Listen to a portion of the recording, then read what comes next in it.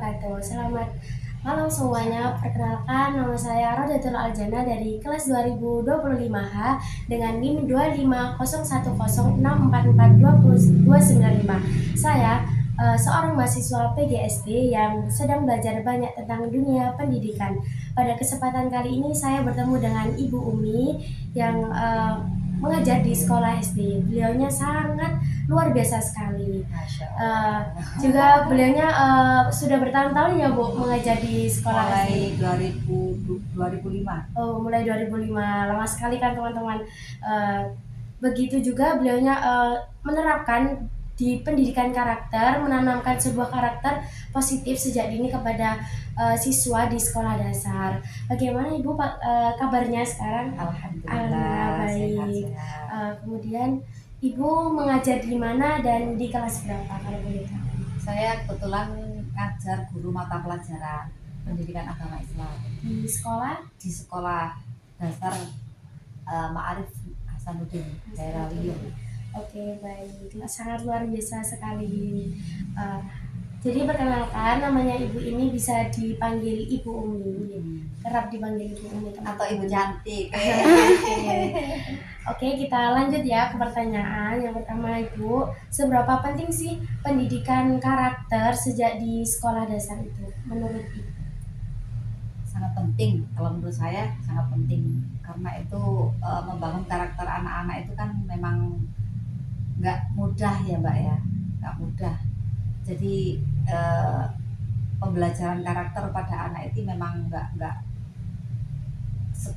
kayak goreng kerupuk tinggal malik gitu kan, enggak ya. Iya. Harus ada proses pembimbingan dan lain sebagainya. Sangat penting karena dari awal itu kita pembelajaran karakter dalam artian untuk mewujudkan anak-anak itu mempunyai karakter yang bertanggung jawab, karakter yang empati pada teman, karakter yang disiplin, karakter yang bisa membangun kebersamaan kelompok pada teman. Itu sangat penting. Jadi kita nggak butuh waktu yang sangat sedikit, tapi bertahap. Meskipun itu nanti kita tetap harus berusaha untuk tetap mewujudkan karakter pada anak itu biar bisa terwujud sehingga apa yang kita harapkan bisa tercapai. Sangat penting sekali. Sangat luar biasa sekali. Kemudian pertanyaan selanjutnya, caranya bagaimana sih Bu untuk mendidik anak-anak agar karakter itu tertanam dan contohkan seperti Ibu yang terapkan di dalam kehidupan sehari-hari di sekolah? Cara menerapkan karakter ya bermacam-macam kalangan anak kan. Ada anak yang bandel, ada anak yang males, ada anak yang rajin, ada anak yang tertidur. Itu dari macam-macam anak ini cara penanganannya juga berbeda-beda. Yang sering kita laksanakan di kelas dan di sekolah itu kita fokusnya ke anak-anak yang kurang disiplin ya. Kurang disiplin ini target pertama kita. Dengan kedisiplinan anak itu nanti secara otomatis pada teman-teman itu juga akan berpengaruh ya. Hari ini penuh disiplin suka katakanlah suka buat gaduh di kelas contohnya. Nah itu nanti kalau kita bisa menangani anak ini, insya Allah nanti yang lainnya bisa pengaruh. Tapi tidak menutup kemungkinan kita mengabaikan pada anak yang rajin, enggak. Tetap kita kontrol bagaimana caranya anak ini bisa mempengaruhi yang rajin, bisa mempengaruhi anak yang kurang nilainya, yang grade-nya tadi akhir gitu. Jadi tetap kita identifikasikan.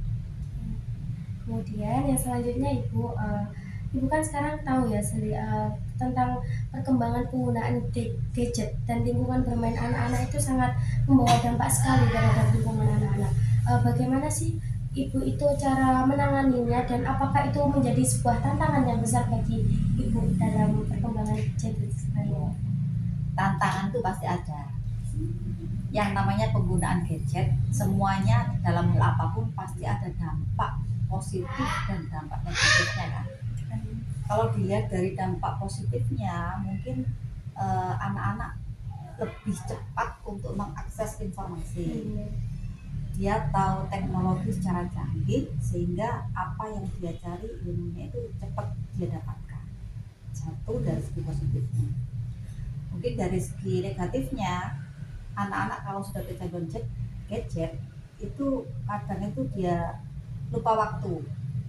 Benar. Lupa waktu dalam arti kalau tidak, jadi tugas kita sebagai guru dan orang tua biar dia tidak masuk ke dalam efek yang negatif tadi, kita harus kontrol. Jadi harus ada aturan jam tertentu yang mana anak ini kapan harus belajar, kapan harus pegang gadget, kapan harus ngaji dan lain sebagainya. Harus ada biar dia tidak masuk terjerumus ke dalam kecanduan gadget yang negatif. Kalau efek positifnya itu kan bisa kita teruskan ya, karena bisa kita arahkan anak-anaknya. Ada positif dan negatif. Begitu juga di dalam dunia perkuliahan ya teman-teman. Iya. Kemudian selanjutnya kalau semisal nih ada siswa ibu cenderung aktif, susah diatur atau tidak nurut, bagaimana sih cara ibu menyikapi, atau menegur langsung atau menasehatinya, atau bagaimana ibu caranya? Cara menanganinya kita langsung melaksanakan pendekatan secara persuasif, ya, pendekatan secara keluargaan, pendekatan secara hangat antara ibu dan anak, ya. Kalau di sekolah kan kita dulu sebagai orang tuanya anak-anak, jadi kita lakukan pendekatan kepada anak itu secara persuasif, pendekatan kita omongin secara baik-baik. Dengan omongan seperti itu kok dia masih tidak bisa mengenang, tetap kita ngomong ke orang tua. Kalau ke orang tua itu nanti masih tetap tidak bisa mengenang apa yang kita ajarkan, kita minta bantuan ke kepala sekolah. Seperti itu. Jadi ada beberapa tahapan yang perlu kita lakukan biar permasalahan yang ada itu bisa terselesaikan, tidak dengan cara kita sendiri, tapi atas dengan musyawarah dari warga sekolah. Luar biasa sekali. Kemudian bagaimana sih cara menyeimbangkan pendidikan karakter dan pendidikan akademik di dalam kelas?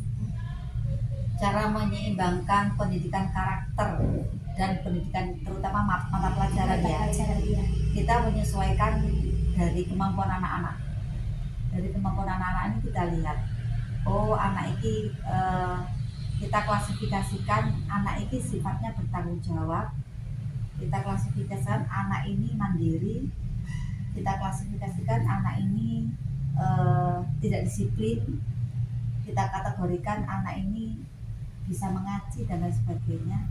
Dari itu nanti kita bisa menilai masing-masing anak itu, kita kelompokkan, jadi kita mudah untuk menilainya, mengevaluasinya juga. Seperti itu. Jadi dalam pengelompokan. Dari pengelompokan. Yang terakhir nih Bu, pesan kepada mahasiswa kita sebagai calon pendidik agar bisa membentuk anak-anak sebagai karakter yang baik itu boleh Ibu sampaikan kepada saya dan teman-teman. Ya, berikan contoh yang baik, itu aja. Kalau kita sudah bisa mampu memberikan contoh yang baik pada anak-anak, insya Allah akan meniru kita, ya.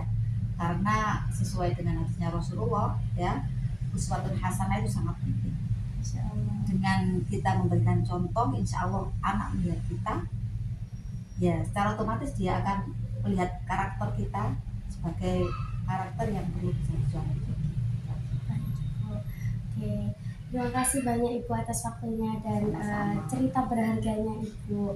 Semoga dari obrolan kita, saya belajar bahwa pendidikan karakter di sekolah dasar bukan hanya penting, tapi juga menjadi fondasi utama bagi perkembangan anak-anak di masa depan. Saya juga semakin sadar bahwasanya peran guru bukan sekedar mengajar akademik, melainkan juga membimbing, membina nilai, dan menanamkan teladan yang nyata di dalam kelas maupun di luar kelas. Semoga pengalaman dan pesan Ibu Umi yang disampaikan menjadi inspirasi khususnya bagi saya dan teman-teman mahasiswa yang menjadi calon pendidik nanti, agar kelak menjadi pendidik dengan hati penuh kesabaran dan fokus terhadap pembentukan karakter anak-anak bangsa. Sekali lagi terima kasih Bu Umi waktunya, dan terima kasih juga untuk teman-teman yang telah menyimak video saya dari awal hingga akhir. Sampai jumpa di kesempatan selanjutnya. Saya Radatul Aljana pamit undur diri. Wassalamualaikum warahmatullahi wabarakatuh.